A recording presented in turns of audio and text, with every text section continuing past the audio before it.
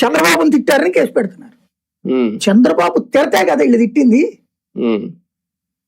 ఇక్కడ జరుగుతున్నది ఏంటంటే ఎంతసేపటికి వాడు ఎట్టా మాట్లాడతాడని ఒక్కటి కట్ చేస్తున్నారు తప్పితే రెండోది చూపించట్లా.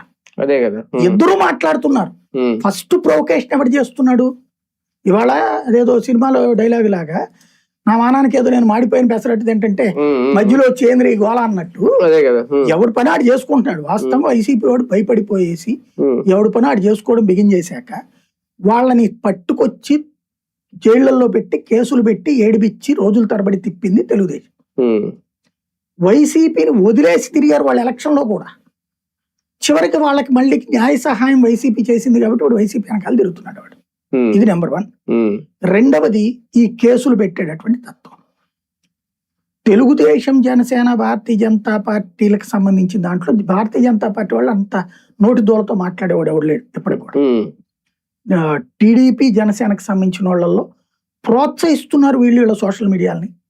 ఇప్పుడు ఫర్ ఎగ్జాంపుల్ ఒక అభాండం వేయడం ఎంతసేపు అండి, ఒక ప్రచారం చేయడం ఎంతసేపు చేస్తున్నారు కదా వీళ్ళు.